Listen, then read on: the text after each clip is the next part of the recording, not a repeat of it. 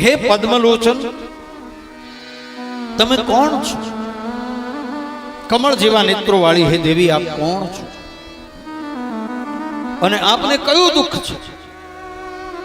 તમારા દુઃખનું કારણ મને બતાવો. કોણ છો, ક્યાંથી આવો છો, અને શું દુઃખ છે?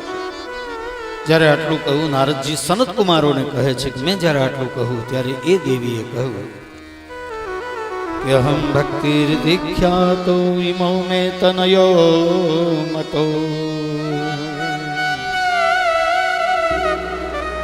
જ્ઞાન વૈરાગ્ય નામનો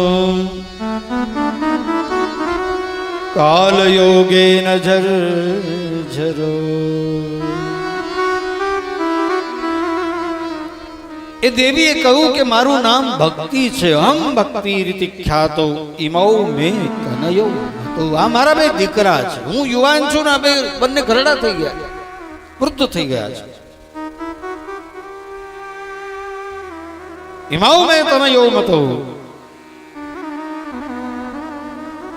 જ્ઞાન વૈરાગ્ય નામાનો કાલ યોગે ન જર્જરો. આ બંને મારા દીકરાઓ છે અને કાળે કરીને બંને જર્જરિત થઈ ગયા છે. એકનું નામ જ્ઞાન છે અને એકનું નામ વૈરાગ્ય છે.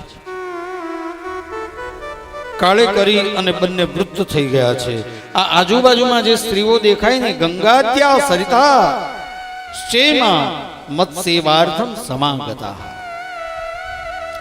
આ ગંગાદી નદીઓ છે અને મારી સેવા કરવા માટે અહીં આવી છે. મત્સેવાર્થમ સમાગતા, મારી સેવા કરવા માટે આવી છે. પોતાની બધી જ વાત કહી છે. ભક્તિ મહારાણીએ કહ્યું કે ઉત્પન્ના દ્રવિડે સાહમ વૃદ્ધિં કર્ણાટકે ગતા ક્વચિત ક્વચિત મહારાષ્ટ્રે ગુર્જરે જીર્ણતામ ગતા. હું દ્રવિડ દેશમાં ઉત્પન્ન થઈ, કર્ણાટકમાં મોટી થઈ, ક્યારેક મહારાષ્ટ્રમાં આવી અને ગુર્જર પ્રાંતમાં જતા હું જીર્ણ શીર્ણ થઈ ગઈ. ગુર્જરે જીર્ણતામ ગતા. ગુર્જર પ્રાંતની અંદર હું જીર્ણ છે. ઘણા લોકો ગુર્જરનો અર્થ કરે છે ગુજરાત.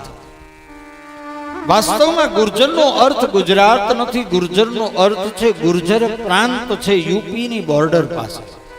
યુપી રાજસ્થાનની બોર્ડર ઉપર ગુર્જર પ્રાંત છે. કારણ કે જો ગુર્જરે જીર્ણતામ ગતા, યાને કે ગુજરાતમાં ભક્તિ મહારાણી આવી અને જો એ જીર્ણ શીર્ણ થઈ ગઈ તો આપણને સીધે સીધી ગાળ કહેવાય ગુજરાતીઓ. ભક્તિ અહીં આવીને જીર્ણ થઈ ગઈ, એ કેવી રીતે બને? એ શક્ય જ નથી. ગુર્જરે જીર્ણતામ ગતા. ગુર્જર પ્રાંતની અંદર એ જીર્ણ થઈ. એ ગુર્જર પ્રાંત કયો? મથુરા અને રાજસ્થાનની બોર્ડર ઉપર એક પ્રાંત આવેલો છે, ગુર્જર પ્રાંત છે.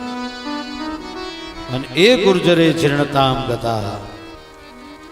એ ગુર્જર પ્રાંતમાં ગયા અને ભક્તિ મહારાણી જીર્ણ થયા છે. એટલે ભક્તિ મહારાણી કહે છે કે અહીં આવતા હું જીર્ણ થઈ ગઈ.